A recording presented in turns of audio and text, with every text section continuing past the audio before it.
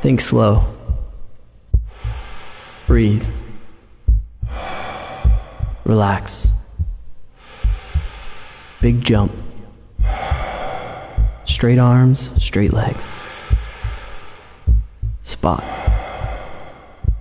Point your toes. Stay tight. Think slow. Spot. Breathe. Point your toes. Relax. Stay tight. Big jump. Think slow. Straight arms, straight legs. Breathe. Spot. Relax. Point your toes. Big jump. Spot. Stay tight. Straight arms, straight legs. Think slow. Stay tight.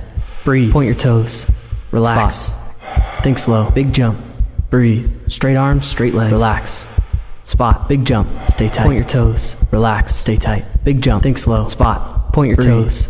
Point your toes. Straight legs. Point your toes. Jump. Spot. Stay tight. Straight arms, straight legs. Think slow. Relax. Point your toes. Spot. Your toes. Stay tight. Big jump. Straight arms, straight legs. Stay tight.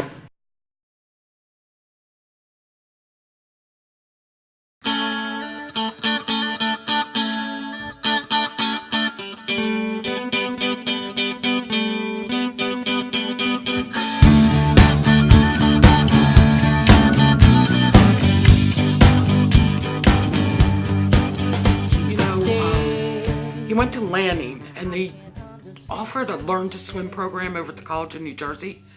And at the end of those little classes, they were allowed to jump off the diving boards.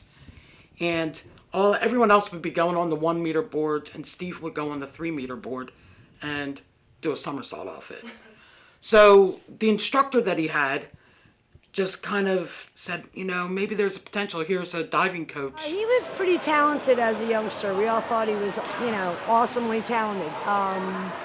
And I just, when he first started, he needed to work on his feet, like most boys do. But he could follow directions really well for a youngster, which was very unusual, and he picked up things pretty quickly. And then, we called the diving coach, and she was really looking for boys at that point because it was mostly girls. And she took him on, said she'd take him on for a year and see what happens. And yeah, here we are, still diving. Well, he started at 7. It was through, and I know my wife touched on this, it was through the Learn to Swim program. I simply thought that the diving end was a small program that ended up being a club program. Steve basically trained full-time from the very beginning, which is unusual. Most kids at that age, when he first started, don't train, every day. And he trained every day. And, in the winter, during the winter season, during school, he trained 3 hours a day. Back then we had longer practices than we do now. But the team was bigger too, so. And in the summer, he, trained 6 hours a day. So he was pretty dedicated at a young age. I've had to kind of rework my social life in order to come to diving. My friends would be out having fun, and it's like, well, sorry guys, I got to go to practice, But in the long run, that really paid off, and it's done wonderful things for me, and I would never take it back. I think it was more we had no idea what we were getting into. I mean, he didn't really particularly like swimming, but it was a good thing for a kid to know. And we talked to him when they said this diving, and we thought that, hey, this is going to be just like learn to swim, learn to dive. Did he enjoy it? Yes, he did.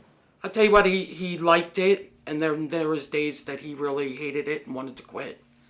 And we'd always let him have the choice. We'd go on a year basis, If you made the decision to dive this year, then you needed to complete the year out. And then when that year was over, if you didn't want to do it again, you never had to go back. But he always went back. I mean, my parents were instrumental. They're everything that you would want your parents to be. They were, there would be times I'd come home for practice and I'd be like, I want to quit. And they're like, well, then quit. So they were,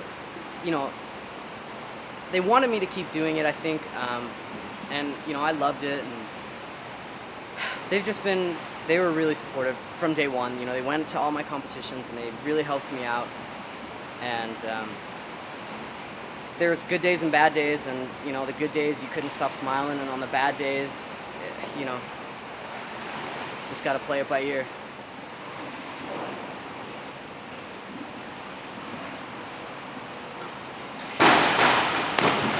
There's 4 different directions you can go. You can go forward, you can go backward.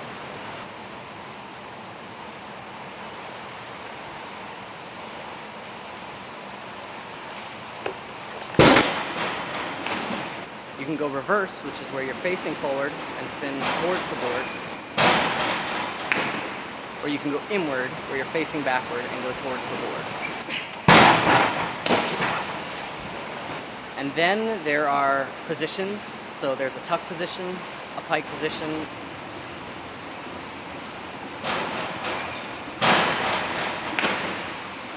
and a straight position.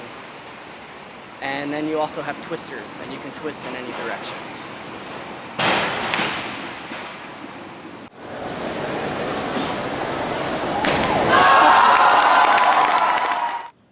A fondest memory. I've watched him crash off a 10-meter platform He was, I think it was a Nationals. and was sick. He was practicing within, I guess it was like 10 minutes prior to the event. And as a parent, you can't run. Had just touched the tower a little bit coming out of a spin. I mean, it's just sometimes you just go blank and there's no feeling whatsoever. He hit the water so hard, he was spitting up blood, was black and blued. It's just like, oh, please let him come up.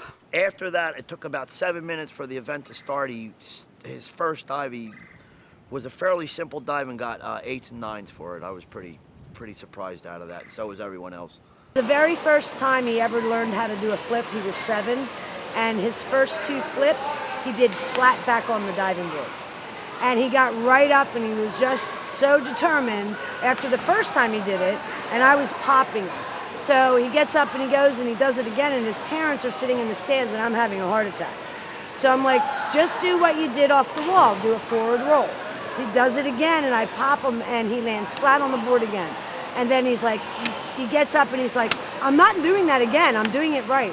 And he got right back up, which is very unusual for a kid, you know, at the age of 7. He got right back up and did it, and from then on, you know, really never had a problem.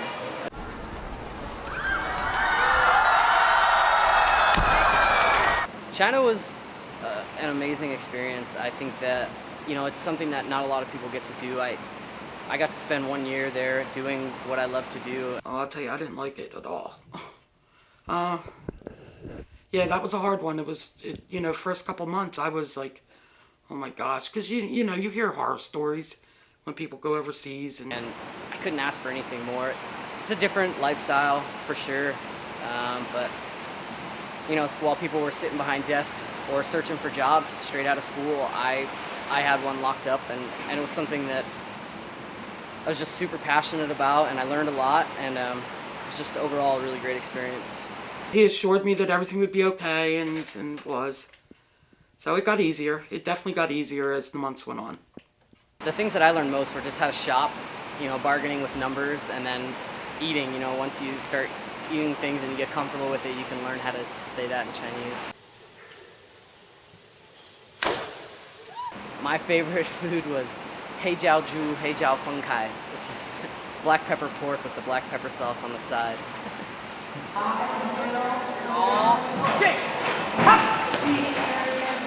Easier for me to coach just because I'm doing it more often. I'm coaching more than I'm diving. And it's nice though, because when you start coaching, you focus more on yourself when you're diving. So now when I'm diving, I think about all the things that I tell my kids, and I go, well, I better start practicing what I'm preaching here. And so it actually has helped me as a diver to coach, and so it's something that, you know, I'm thankful for.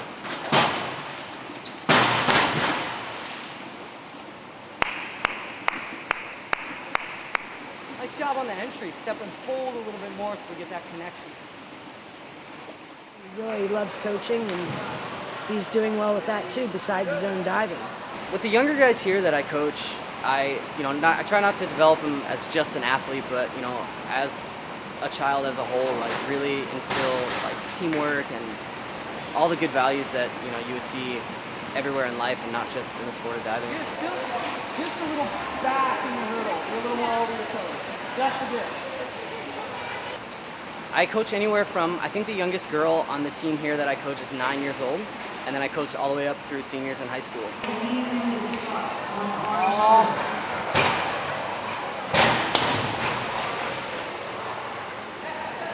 He listened intently to everything you said, not only to him, but to everybody else. And he's actually grown into being a really good technical coach. I also have experience coaching at the college level.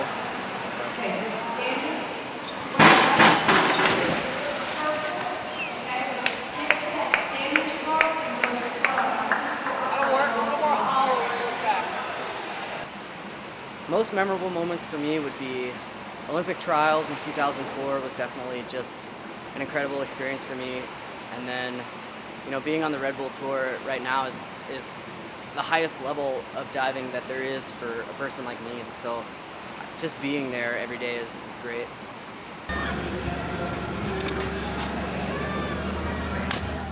Everybody was shocked. Nobody knew nothing about it. That all came about really, really fast. I had no idea that it was even a possibility.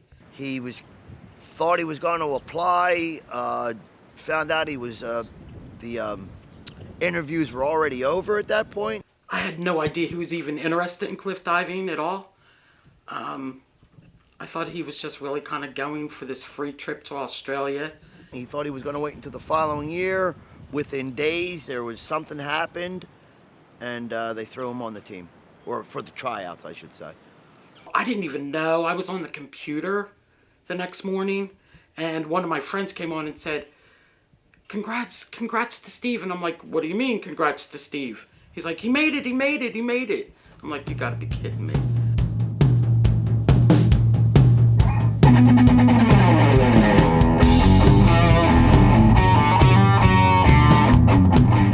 I think I've traveled a bit more than someone else my age.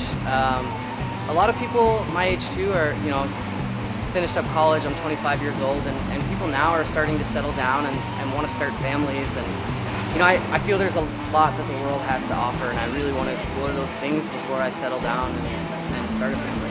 Certain. There's a second